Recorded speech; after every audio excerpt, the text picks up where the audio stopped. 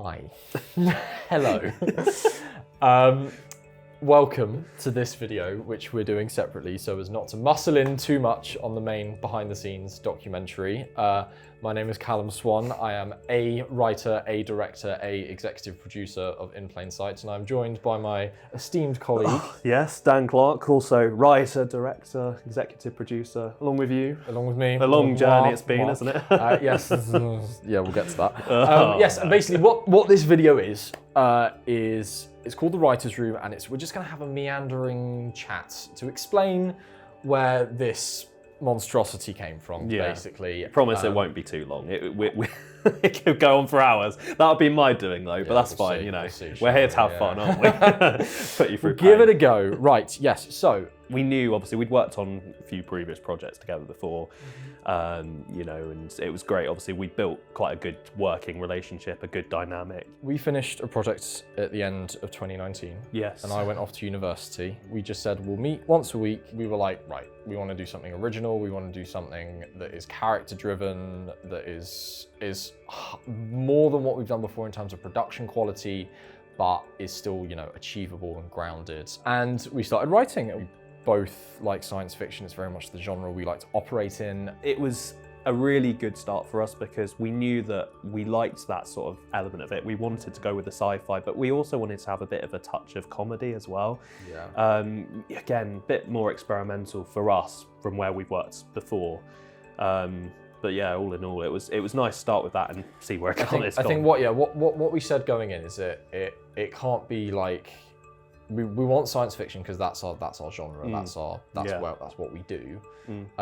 But it can't be, you know, massive high stakes, blah blah blah. A, because it's just not, it wasn't achievable on the budget we thought we were going to be able to get together, and B because like you just need more. We were at an experience level where we were confident we could tell like a grounded story. And you know, as Dan was saying about having those comedy elements in the story, it's fine, it works, but the threat has to be real. Yeah. You can have jokes, you can have quips, but the characters have to take the threat seriously, and that's where the creature as an idea came from. It was nice because I think with that sort of scenario, you can work with characters like that, you can build them. We're working with less characters as well. And it was really nice. Yeah, significantly less. I mean, some of the other projects we've worked on before, we built a lot of that. Guardian had like 4 or 5 principal characters. I mean, yeah, so, and you know, we're working through and we refine, you know, we actually started, I think, with Tyler and Ed.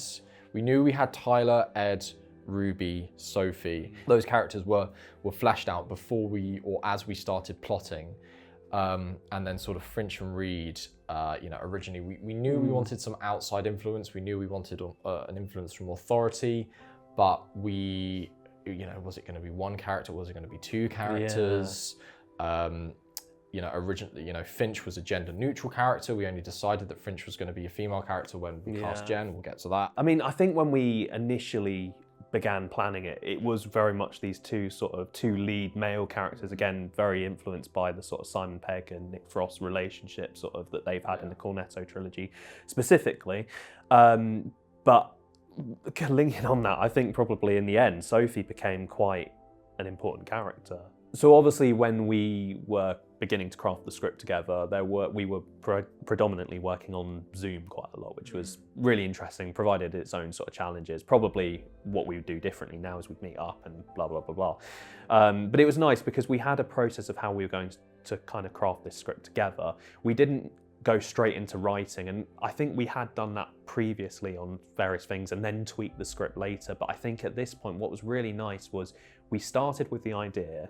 We then built characters, which was really, really nice because we had a vague idea of what characters we wanted to do, as you say. Like, I think when, for example, Finch started off as government agent or something like that, Reed didn't even exist. You know, and we had sort of the main 4. The main 4 were quite consistent, I thought, actually. And the story was completely different. But then when we started to pull those elements, the characters, and then start to write out a brief of the story, like, all the way through, and obviously originally just bullet pointed the story really. at the end of the day, for us, I think we were finding our own feet with this whole thing. We were learning, we were building our own story, and we didn't want to just rip something else off. We wanted to start our own sort of journey, you know, and obviously there are loads of elements in sci-fi that we've touched on, and, you know, there's a lot of ideas that have been used before, but hopefully I think what we've been able to do is, you know, challenge them and build on them in our own way, in our own right, really. Yeah, I think the story, the film starts in kind of like familiar territory, but by the end, it's morphed into a much more serious, introspective thing, with Sophie at the center. After about 2 months, we had all our characters and our plot, and after about 6 months, we had all our characters and a first or second draft of the script. At which point we said, gee, please come be script editor and executive producer. Yeah. You cannot undersell the value, the creative value of having a script editor. We can look at our scripts and go, right, here's the bits we're really happy with, here are the weak bits. Gee, focus on these bits and tell us why they're not working, because we can't, because we've been sat in Zoom meetings for 6 months and not spoken to anyone else. You get tunnel vision, honestly. Yeah. You know? We're coming from a very similar perspective. Like, we've sat together and we've crafted these characters and this story for however long, but, you know, sometimes I think you get a bit sort of in your own head about it, or our shared collective head, if you like that. Yes. That way. Our mega brain. Our mega brain. But, you know, it was nice to have an outside voice in it, and obviously it worked really well, the dynamic, having another executive producer with us. Obviously G was an executive producer as well, so she absolutely had the authority to go, no, this, you know, you've misjudged this needs to change. But, you know, even if you're just getting a script editor in for the pre-production stage, and it's someone you listen to and take their ideas seriously, it is important, because I mean, like, whole scenes got added. I know, this is the thing. That are really important, like the scene between Sophie and Tyler outside when Sophie storms out the flat. You know, that we felt something was not quite right in that section, but it was, you know, it took G to sit down and go, this is what you need. Casting was an interesting thing for us, because I think what the biggest surprise for me was obviously it was during COVID time, so things were still a little bit fun and games, but we obviously put a casting call out, and there were so many people that we got to come back to us. You know, I was expecting maybe 5, you know, maybe a few more than that, but we were well into the double figures. We were, and it was really lovely, because we had a few people, you know, that came through various different networks, people through G, people through you, people through your university, people I knew. And we built a formula of how we wanted to work it, and various rounds and refine it down. Refine it down. Zoom auditions, I guess, aren't always the easiest thing to sort of play around with, you know, especially with sort of the actors and stuff. And, you know, it's hard for us. It must be horrible for them, because, you know, I mean, they worked with it. They definitely worked with it. They did. Well, you go into this ominous Zoom room, we'll call it, of people, us, scary us. Crewing's kind of a no-brainer for us. We kind of know who we want. Tim and Johnny as a pair of DOPs was phenomenal. An unconventional decision, because normally your DOP is one person, but it was a level of pragmatism, because they together came up with a style that suited the film as a whole. Not everyone could come to every shoot, so we knew if we couldn't get Tim, we could get Johnny, and vice versa. And on the days we had both of them, perfect. It was absolutely perfect. It was just a pleasure working with those guys, and, you know, obviously there was a lot of people that we'd worked with before. You know, obviously we both worked with Tim and Johnny before, but, you know, bringing in new faces to the mix. If you think of Zena and Kat, who came from King's, my university, they got in touch with me through like university networks. We're like, can we come work on this? And, you know, by the end of it, Zena had been promoted to a producer, and Kat had been promoted to an assistant director. And that's wonderful. And it was just nice, because we were building sort of our network of people, and like, I don't know, it felt really good. It felt like we had new blood, new ideas coming in. It allowed us to improve our production quality as well, because you had people like Aaron who just have a vast technical knowledge.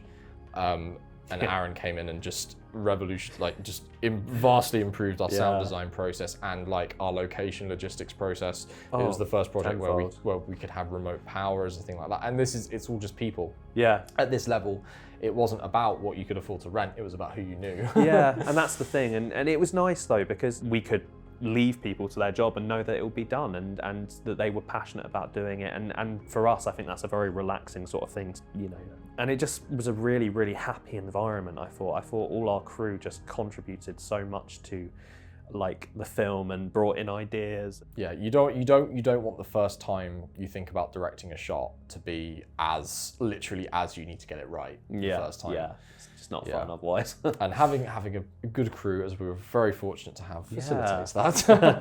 It does. So obviously, when building the production, there were various sort of things we had to get together. Some of which were sort of police cars, which were quite exciting for us as sort of filmmakers because we hadn't had such practical elements like that in before.